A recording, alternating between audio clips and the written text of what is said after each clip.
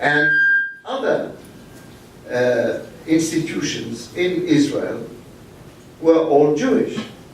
And Golda Meir showed that she had a Palestinian passport. If one is born in Palestine, is he Palestinian?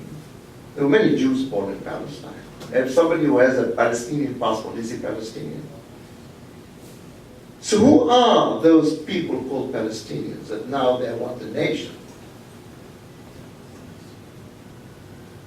And what makes somebody who lived in a place for 100 years or 200 years, make him entitled to nationhood?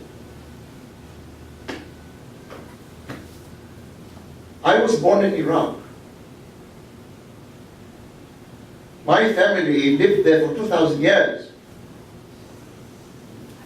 Since the destruction of the temple. And all they needed is 18 people hanged in the main square of Baghdad for all the Jews to flee. So what makes them entitled to statehood?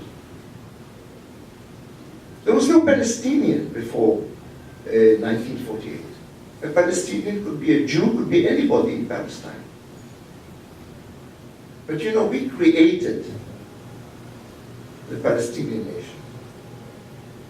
We were the ones who started recognizing a Palestinian entity. After all, they were all part of the whole Arab world. And if you see the speeches of Arab leaders 30 or 40 years ago, they say we are part of the Pan-Arabism. We are not a nation. But when Arafat started the PLO in 1964, that was before 1967, when Israel did not occupy the West Bank or the Gaza Strip. So why did he establish the PLO saying that they want to annihilate Israel? If all they want is a state within the 1967 borderlines. It's because the Arabs will never accept a Jewish state.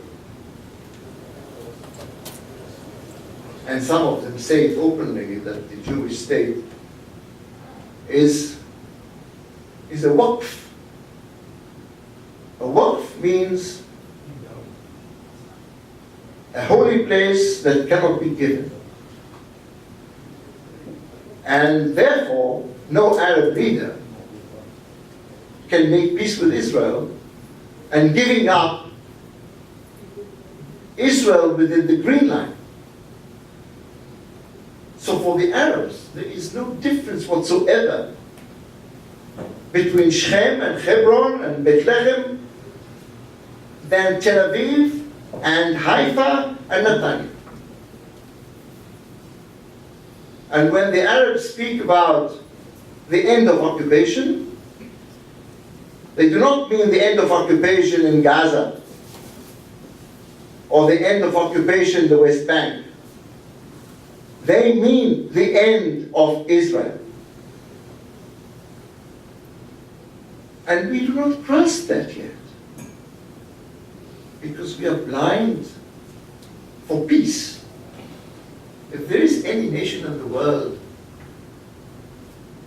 who would give anything for peace, it's the Jewish nation. You know, I served in Gaza as a military officer and a judge of the military court.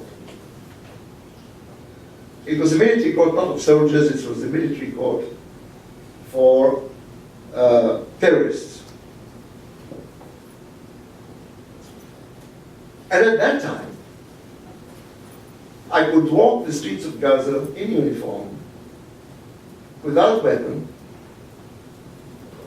and I would enter any restaurant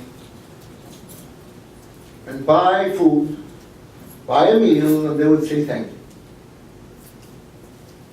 Today, after the peace agreement, after the Oslo agreement, if a Jew goes to Gaza, if you were able to go to Gaza, you would be lynched. And you know, there were two soldiers who lost their way. And they came to a Palestinian post. That's not today, that was soon after the 1993 agreement. And they took them. They said, we want to question you. So they took them into Ramallah. And they lynched them. And after they lynched them, they threw them from the second floor. And some of those who killed them showed their hands with blood. And a Palestinian woman would say, after her son was suicidal, made a suicide attack on Jews and was killed, that she would like that all her children will go in the same way.